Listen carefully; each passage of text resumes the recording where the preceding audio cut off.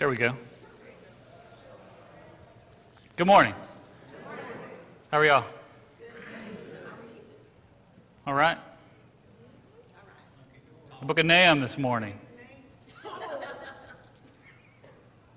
Or Nahum, if you don't know how to pronounce it.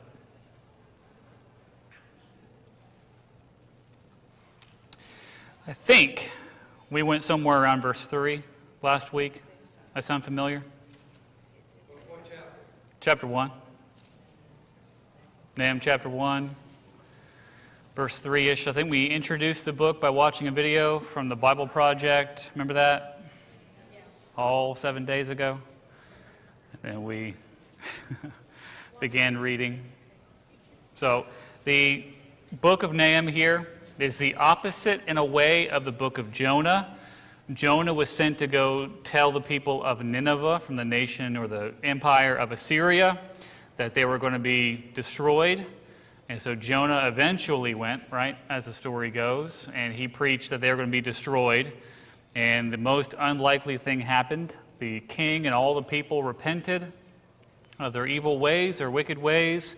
They put on sackcloth, they took off their fancy clothes, covered themselves with ashes, and they fasted, and the Lord relented, is one translation's way of saying it. And so they were spared. And Jonah was really hurt by that because he knew that God was a patient and loving and forgiving God. And he didn't want the evil, wicked nation of Assyria to be relented against, right? So finally, in Nahum, we have the prophet telling the Assyrians that their time finally has come.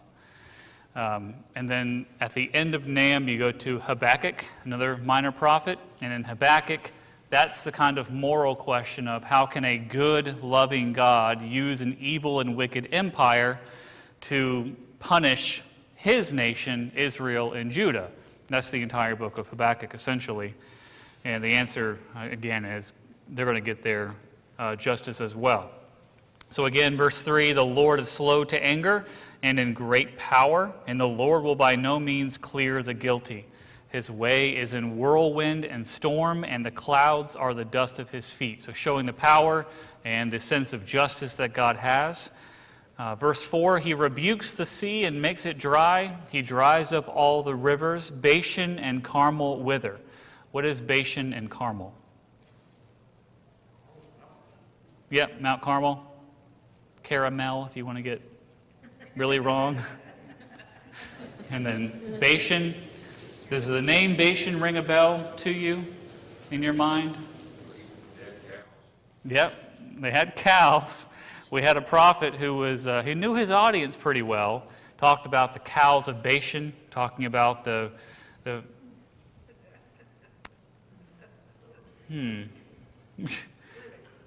women. Yeah, okay, there's some descriptions there, but the idea of them living high on the hog, and then, of course, them being evil on the inside is the issue there. So we have the cows of Bashan, the women of Bashan. They wither. The bloom of Lebanon withers. The mountains quake before him. The hills melt.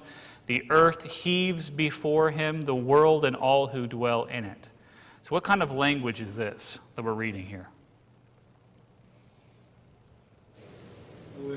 Poetic, right? The idea of even the seas being dried up before the presence of God, the mountaintops, they melt before him, the earth heaves and undulates, and all the people that dwell on the earth are affected by his presence and his glory and his justice.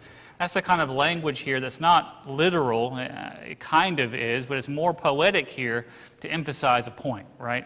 I mentioned before, probably too much, the idea that me and poetry don't see eye to eye a lot.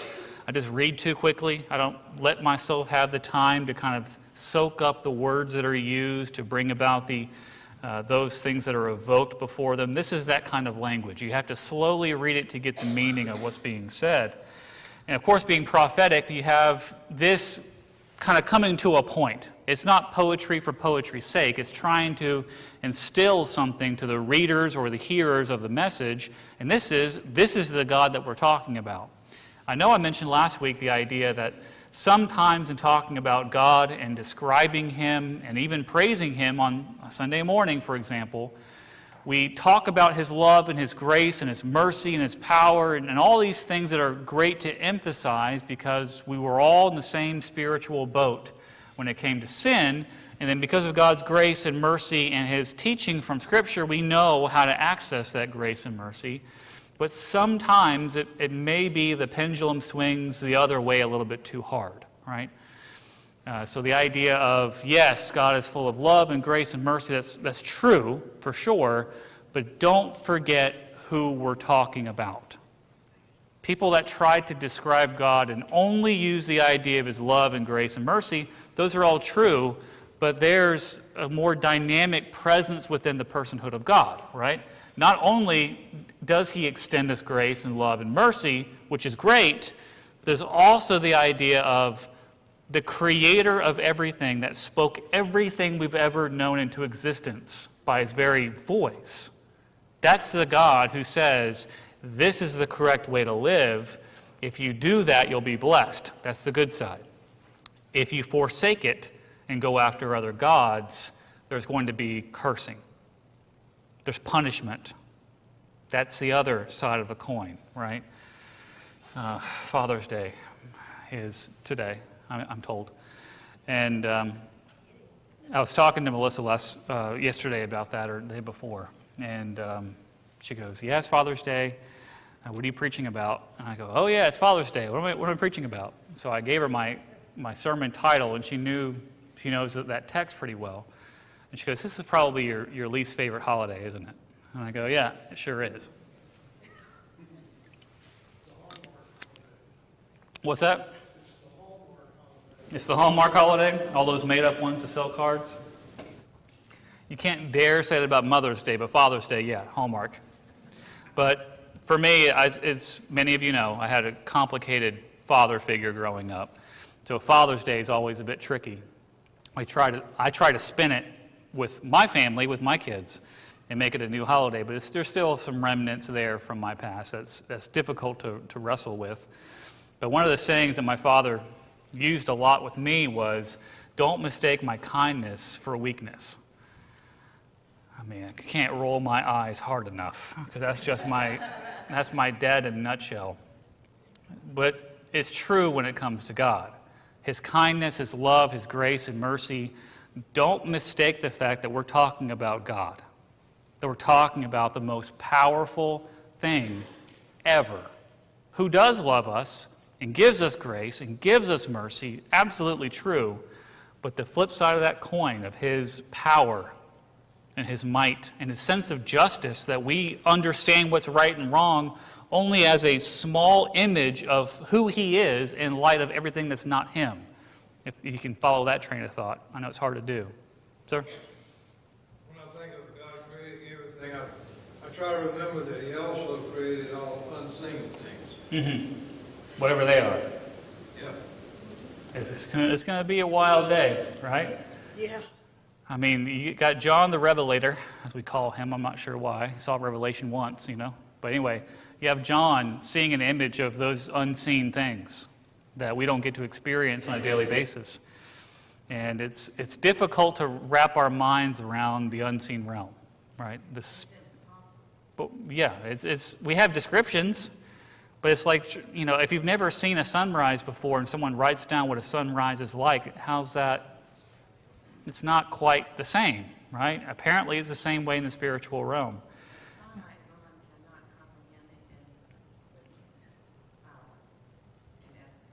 Yeah, we can't. But one day, apparently, we're going to see Him. And we're going to live there forever. And He's going to be our Son. Our S-U-N. It's hard to really understand that. So in light of that, verse 6, who can stand before His indignation? It's a rhetorical question. What's the answer? Nobody, right? Who can endure the heat of His anger? Nobody. His wrath is poured out like fire, and the rocks are broken into pieces by Him. You see these great earthquakes that happen, right? You have tsunamis that come from these earthquakes in the middle of the ocean. I mean, that's nothing in comparison to the God who made all those things. The Lord is good. You have capital L-O-R-D and 1 point smaller font. What's that indicate to us in the text? Yahweh, right? Or you can add some consonants of Adonai in there to make it Jehovah if you really want to. But Yahweh, his personal name. What does Yahweh mean? This is a tricky question, but what's the simple answer? God, the great I am, right? When he described himself to Moses, for example, at the mountain where God lives on the mountains, right? And you have him describing, if they say to me, Moses says, what is his name? Who is he? How do I define you to them? Well, I am that I am. Now, what does that mean? It's a great question, right? It's complicated. A stronghold in the day of trouble. He knows those who take refuge in him. But with an overflowing flood, he will make a complete end of the adversaries. There's a little bit of twinge of something else there. Did you catch it? Let's go back and read it slower, because I read too quick. The Lord is good, a stronghold in the day of trouble. He knows those who take refuge in him. But with an overflowing flood, he will make a complete end of the adversaries. What's the twinge of something else being talked about here? Consequences and revenge. Yes. Against whom? Adversaries. The adversary. Satan.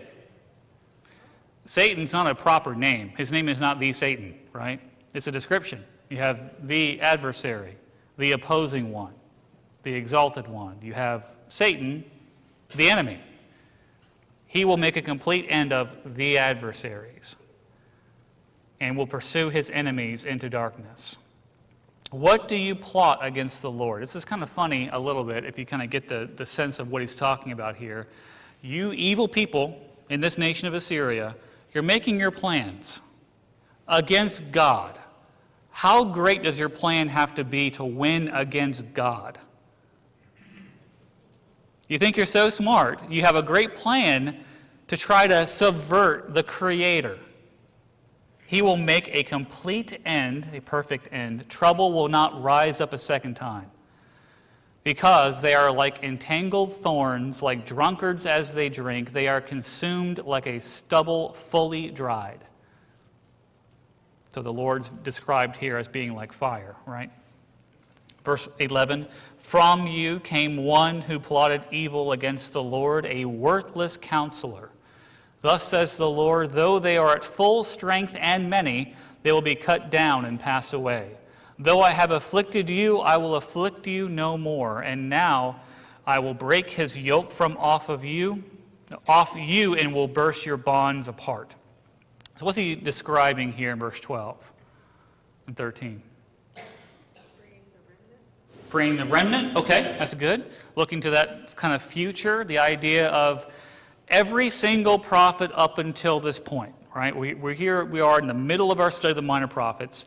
Every single prophet has told the people of Judah and Israel, listen, you guys are doing well, you have military peace, you are being prosperous, but you have so many problems with idols in your land, you better repent and change or else, right? That's been the message consistently throughout all these books so far.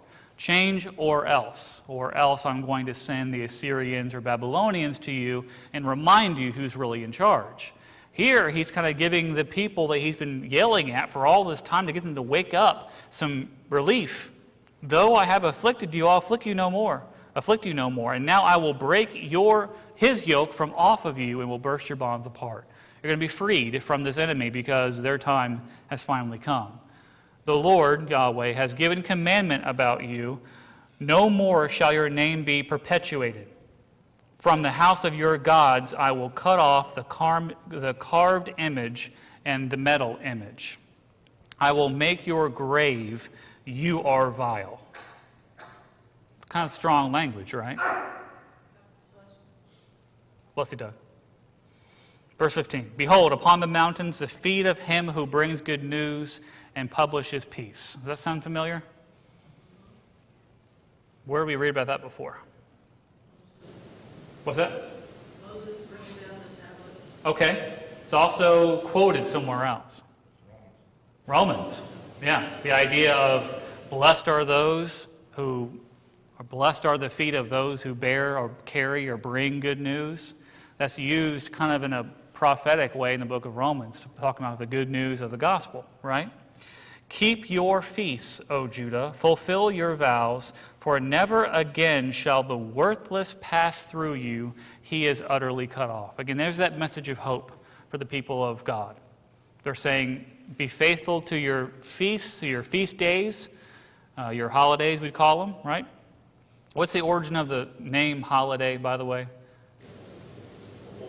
Holy day, right? It's a holy day. We kind of shorten that in the English to holiday. We have the idea of these holy days are set apart for the Jews to keep their feast, to remember important milestones in their journey from captivity to the land flowing with milk and honey.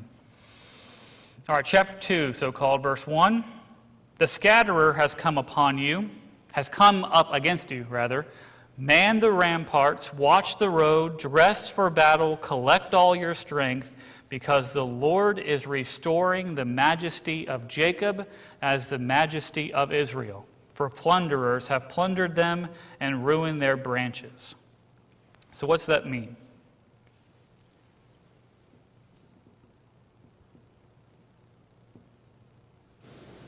No ideas? How would you rephrase that? What's the essence of the meaning of those two verses? Well, What's that? They come to town and took them away. Mm-hmm. They've been broken apart and scattered by the enemy, and now it's time for them to bring all that back home. That would be important just historically, because if they brought back the items of the temple, previously the tabernacle, from captivity back to Jerusalem, that's going to allow them to restore proper worship to God, right? It's pretty important when you have all these prophecies about who this Messiah is going to be one day, and there is a Jerusalem, and there is a temple, and there is this whole scene set up before these are the shadows of who Jesus is, right? If those shadows aren't there, then it's hard to kind of have that Messiah be the comparison. So, good news. Verse 3, the shield of his mighty men is red. Well, how's that happen? Find some paint at Hobby Lobby? No. Blood, right? Okay. All right, with me. His soldiers are clothed in scarlet. Pretty picture, not so pretty in the meaning, right? You get the idea now. The chariots come with flashing metal on the day he musters them. The cypress spears are brandished. The chariots race madly through the streets. They rush to and fro from the squares. They gleam like torches. They dart like lightning.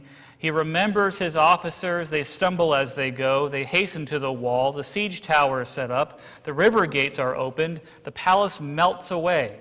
Its mistress is stripped. She is carried off. Usually the idea here of some kind of female deity being worshipped. That's the idea, I think. Her slave girls lamenting, moaning like doves and beating their breasts. Nineveh, so now we have a location, is like a pool whose waters run away. Halt, halt, they cry, but none turns back. Plunder the silver, plunder the gold. There is no end of the treasure or of the wealth of all the precious things. Desolate, desolation and ruin. Hearts melt and knees tremble. Anguish is in all the loins. All faces grow pale. So a pretty good time, right? No. Where's the location for all this happening, this scene being set? Nineveh. Okay. It's not Jerusalem. Like, that could be Jerusalem, but now God is bringing his justice upon the Assyrians. Verse 11. Where is the lion's den and feeding place of the young lions? Where the lion and the lioness went, where his cubs were, with none to disturb. The lion tore enough for his cubs and strangled prey for his lionesses.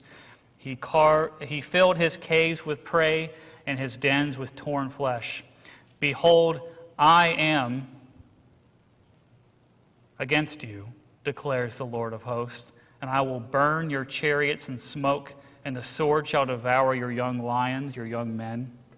I will cut off your prey from the earth, and the voice of your messenger shall no longer be heard. Now, if you were in the nation of Israel and this prophet showed up, how might you react to this message? Be happy? There's some that said same old, same old. Some same old, yeah. I like the previous sermon better. I think it's important to know where you are in your relationship to God. Because those that worship the idols didn't want to hear this type of stuff. Well, they would, because it's the idea of, okay, so our enemy, the Assyrians that we're so afraid of, the ones who locked us up here in Jerusalem with Hezekiah, they're going to finally meet the wrath of God, but we're okay because we're his people, right? So it's a more popular message than the message of, God's not happy with you, though that you are blessed, change your ways or else. Now we're saying, our common enemy, the Assyrians, are finally going to meet God on the battlefield, and their end is near. It's a more positive message. It's a more nationalistic message. I mean, let's think about it from our perspective here in America. Who are our enemies, so-called, in the world? China, Russia, Iran. I mean, you can kind of say North Korea. They got some ballistic missiles that don't really hit what they're aiming for, right? But we have the idea, the concept of us as a nation and knowing who the big bad guys are out there that are kind of against us, right? Imagine if a prophet of God came down from heaven and said, listen, here is what I see in the future for any one of those nations. Destruction. Their time is finally upon them. It's going to be calamity in the streets, and all the people that are in their military are going to fall because of God. That kind of makes sense to us from our perspective, right? Well, here is Israel, a little nation of Israel, saying Assyrians are now the enemy used to kind of correct their behavior. The Assyrians' time is up. Now, what's not said here quite explicitly yet is when Assyria falls, who takes their place and becomes more powerful than them? Babylon does. And then when Babylon eventually falls in the book of Daniel, who takes their place becomes a little bit bigger. Medo-Persian Empire. You have the Medes and the Persians get together and they take out Babylon, and that's kind of the way that happens. And then who do you have next? Not yet. This guy named Alexander. The Greeks come along, well, Macedonians come along, and they take over everything basically until you get to India. And then he dies out there, and things are kind of divided among his generals for a good long while, and there's some Seleucid information going on, and Maccabean revolt, and all that kind of stuff takes place. And then you've got the Romans coming along, and then you've got Jesus. And then the entirety of the end of Daniel really is the picture of no matter what empire is in charge, there will always be another empire to come and usurp them, another empire to come and usurp them, another empire to come. And there's always images in Daniel to talk about these empires and who is in charge ultimately in spite of all of those empires. The same God. He's still in control. So don't worry too much about all these empires. Just remember who's in charge ultimately. That's the end of Daniel. So that's kind of an idea of what's this book's different than the other ones. Okay, questions, comments? George. The image of lions here,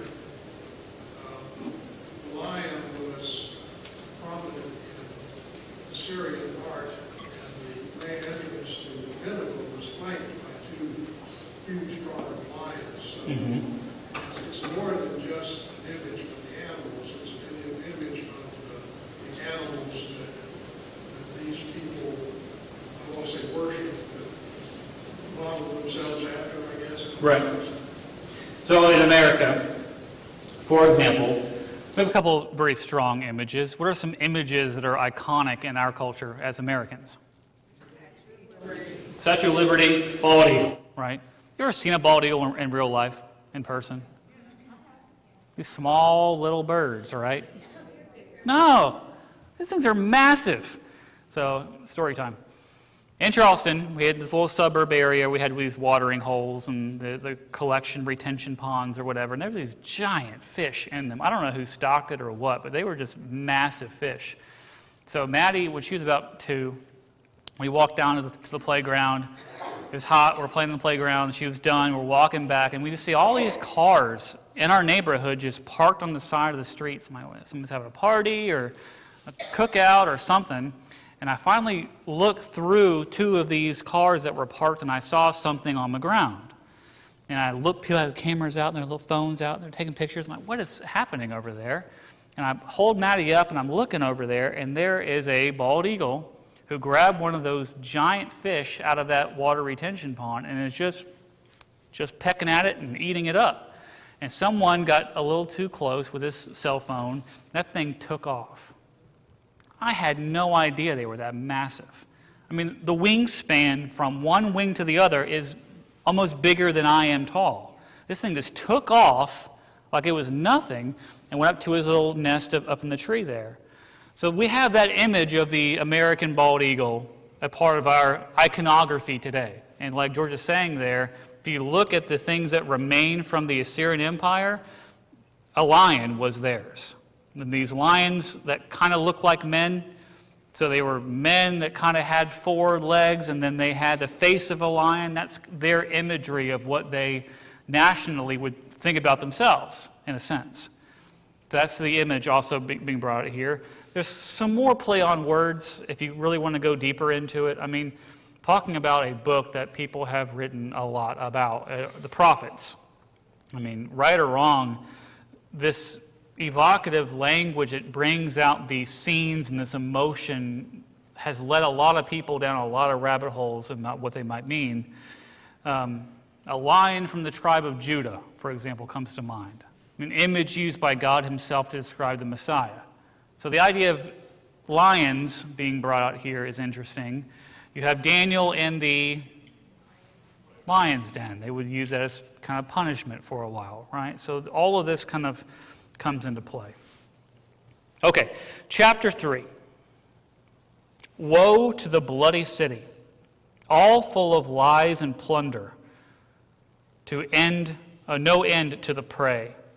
The crack of the whip and the rumble of the wheel, galloping horse and bounding chariot, horsemen charging, flashing sword and glittering spear, the hosts of slain, heaps of corpses, dead bodies without end. They stumble over the bodies.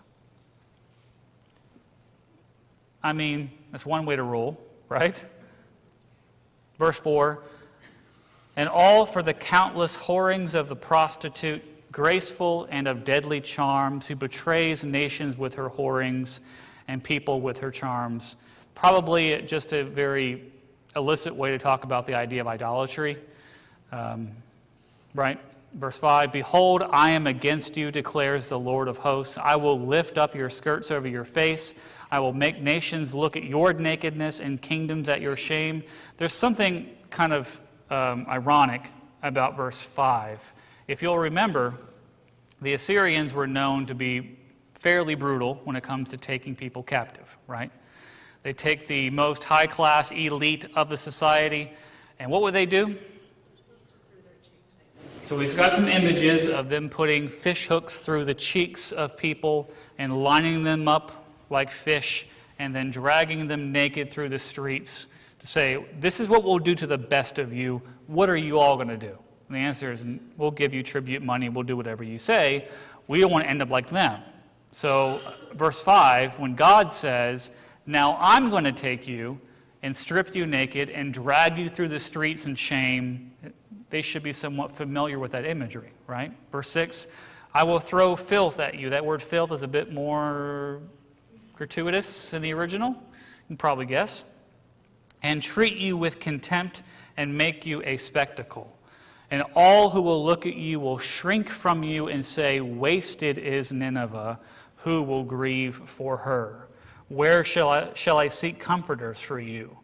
Are you better than Thebes? Where is Thebes? Egypt. That sat by the Nile with water around her, her rampart a sea, and water her wall. Cush was her strength, Egypt too, and that without limit. Put and the Libyans were her helpers, yet she became an exile. She went into captivity. Her infants were dashed in pieces at the head of every street. For her honored men, lots were cast, and all her great men were bound in chains. Whenever it comes to this idea of a city being destroyed, the next generation of the people that are being taken captive are usually killed in a terrible way. Verse 11, you also will be drunken, you will go into hiding, you will seek a refuge from the enemy. All your fortresses are like fig trees with first ripe figs. If shaken, they fall into the mouth of the eater. So not very confident, right? Not very strong. Behold, your troops are women in your midst. That's an insult. Ladies, don't be offended. Okay. The gates of, all right. We had a governor in California who was not a native-born American. Remember his name? Oh, Arnold, right? Arnold, California. He got into a political hot seat because he went on TV and called some people some girly men, right? Remember that drama from back in the day? He got in so much trouble for calling people girly men. This is the same idea. Behold, your women are like, your troops are like women in your midst. The strongest men you've got are like females. Not saying women aren't strong, because we're all here because of a woman, but the idea of being in combat and calling them girly men, a little bit insulting, right? The gates of your land are wide open to your enemies. Fire has devoured your bars. Draw water for the siege. Strengthen your forts. Go into the city. Tread the mortar. Take hold of the brick mold. So drawing water for the siege, what's that mean?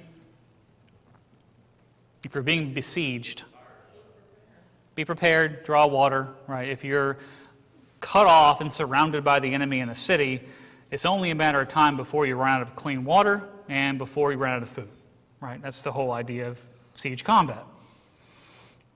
Verse 15, there will the fire devour you, the sword will cut you off, it will devour you like the locust, multiply yourself like the locust, multiply like the grasshopper. You increase your merchants more than the stars of heaven, the locust spreads its wings and flies away. Your princes, your governors, rulers, judges, are like grasshoppers, your scribes like clouds of locusts settling on the fences in the day of cold. When the sun rises, they fly away. No one knows where they are. Your shepherds are asleep, O king of Syria. Your nobles slumber. Your people are scattered on the mountains with none to gather them. There is no easing your hurt. Your wound is grievous. All who hear the news about you clap their hands over you. For upon whom has not come your unceasing evil? Pretty positive book. Right? Cheery? Good news? I mean, it's not the way this usually works. It could be Israel, though. Could be worse. Remember our video from last week if you were here. The main point to take away from Nahum is the idea that these empires come and they go, and they come and they go. It just never stops. Ultimately, who is still in control? God is. He's tried to wake his people up to the reality of their situation, and now he's turned his attention to the enemy nation, Assyria, who are full of idols. Okay, questions, comments? And so we're going to be going like this now. Hope you all are ready. We're transitioning. I often wonder if God still works with nations like he did back then, or is he just leaving it up to us to let it play itself out? I can't imagine a world in which God wouldn't be concerned about the nations. I just can't. I mean, everything historically from the creation up until where we are now, or even in the first century, God seemed to be involved with and concerned about and using nations to bring about his will. And what that looks like, I don't really know, obviously. He's not told us. But he was very, very involved in all the empires up until Rome. And I can't imagine he was, okay, Romans are done, and now let y'all go. I just can't imagine it. In Daniel especially, you get some little hints, some little clues behind that veil of the physical world. And there's some discussion about Michael, for example, contending with or fighting with a messenger, an angel, who is in charge of a certain empire. And Daniel was given some insight into that. And so whether or not that literally means that there is an angel in charge of whatever he does for different nations, different peoples, different empires, seems to be hinted at, but there's no detail on that, probably for good reason, because we speculate way too much already as people. So I can't imagine God wouldn't be invested and involved in our world behind the scenes. He always has been, so I just can't see why he wouldn't be now. I think that's true behind the scenes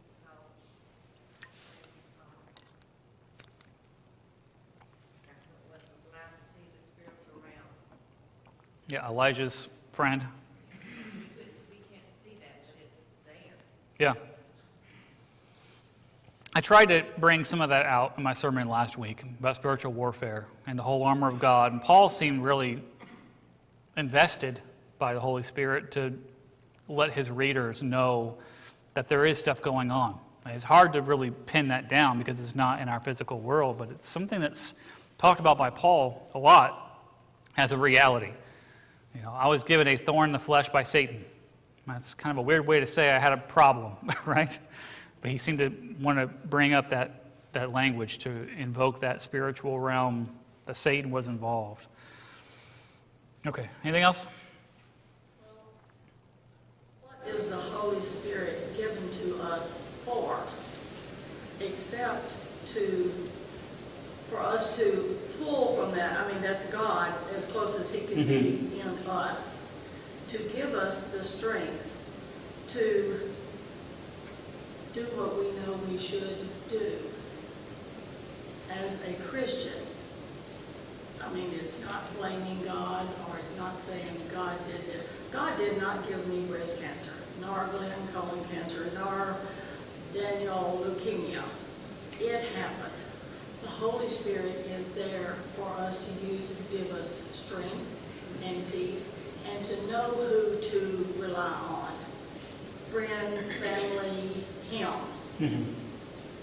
And I think we sometimes have that turned around. Well, it's done, we'll just turn it over to God. And you sit back and you wait for something to happen. I'm not saying God couldn't just step in and say, you poor dumb thing. But, What a loving God we have. I'm not saying it hasn't happened, but I think that's where we lose sight sometimes of the, I hate to say power we have, but it is. Yeah. And it comes from Him. Yeah. It's in the spiritual realm. I think sometimes we try to make our religion with God everything physical, but with God everything is spiritual. And what He leads us toward is what is spiritual. What He works for our benefit is the spiritual, because that's the eternal part. And He wants us eternally with Him. So He's guiding us in that spiritual realm toward that. So whatever is best for us spiritually to get us to heaven is what He is working in that spiritual realm for us. Let's go to Joshua chapter 1. Joshua chapter 1.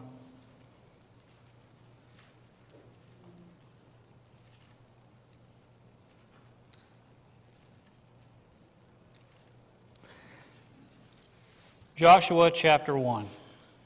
The most obvious place to turn after Nahum, right? That's not, if you don't know. The reason I want to go here is this conversation about having the Holy Spirit, having God with us. And, well, anyway, let's just drop down. I'll show you my point, and then we'll move on. Joshua was the right-hand man, the lieutenant of Moses, essentially, right? Now, Moses died, and who's in charge? Joshua is. Why? Because God said so. And then verse 2, God's pretty blunt about it. Moses, my servant, is dead. Therefore, now arise, go over this Jordan, you and all the people, into the land that I am giving to them, to the people of Israel. So you've got Joshua now filling the sandals of Moses, pretty big sandals to fill, right? No, Joshua needs a little bit of encouragement, and he's going to get that. Verse 3 and 4, and then really in verse 5, he kind of drives that point home. No man shall be able to stand against you all the days of your life. Just as I was with Moses, so I will be with you. And then here's this little key for us. I will not leave you or forsake you. That's God saying to Joshua, I'm with you. Now, back in this time, we can point to certain things and say, well, yeah, God was with him because they had the Ark of the Covenant and they had the Urim and the Thummim to figure out God's will. You can go and talk to God at the box, right? That's more literal. But yeah, it means more than that. All the times that God has says, I will not leave you, I will not forsake you, I will be with you. That's a consistent thing from patriarchy to Mosaic law to Christian.